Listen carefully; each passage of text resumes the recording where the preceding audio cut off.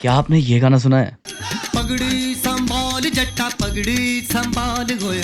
क्या हो अगर मैं ये कहूँ कि legend of Bhagat Singh movie के इस गाने के पीछे एक बहुत बड़ा राज छुपा है। पर वो जानने से पहले हमें भगत सिंह जी की फैमिली के बारे में जानना पड़ेगा। और ये जानने के बाद आपको समझ आएगा कि भगत सिंह ऐसे ही लेजेंड नहीं बने थे।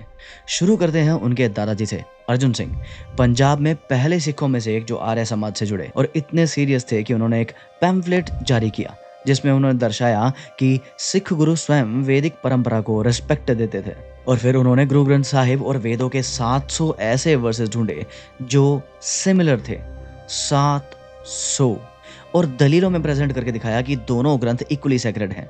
उनके बेटे किशन सिंह जी, भगत सिंह के पिता, ब्रिटिश गवर्नमेंट की नज़र में इतने डेंजरस थे कि उन्हें कई बार जेल भेजा गया था, लेकिन हर बार वो जेल से और ज़्यादा डेंजरस होकर निकलते थे। ये वही व्यक्ति हैं जिन्होंने रास बिहारी बोस और सचिंद्र नाथ सान्याल जैसे रेवोल्यूशनरीज को बचाया था, गदर पार्टी की मदद की थी और जेल में टॉर्चर्स के खिलाफ अकेले भूख हड़ताल की थी। और कुछ वर्षों के बाद उनके बेटे भगत सिंह ने भी जेल में कुछ ऐसा ही किया था। तो अब आप समझो कि ये इंस्पिरेशन आखिर आई कहां से थी। लेकिन वो गाने वाली मिस्ट्री अभी भी बची हुई है।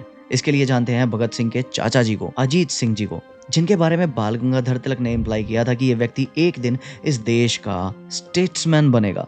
ये व्यक्ति सिर्फ 22 साल के थे जब लॉर्ड कर्जन के रॉयल दरबार में नेटिव राजकुमारों को सीक्रेटली भड़का रहे थे कि 1857 वाली क्रांति दोबारा करी जाए।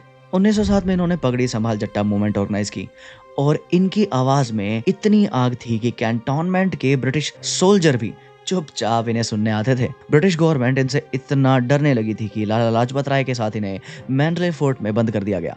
जेल से छूटे तो ब्रिटिश सरकार कॉन्स्पिरेसी केस बनाने में जुटी थी, इसलिए वो निकल गए। Iran, Turkey, Germany, Brazil, Italy 38 साल तक दुनिया भर में घूमते रहे, लेकिन आज़ादी की लड़ाई कहीं भी बंद नहीं होने दी।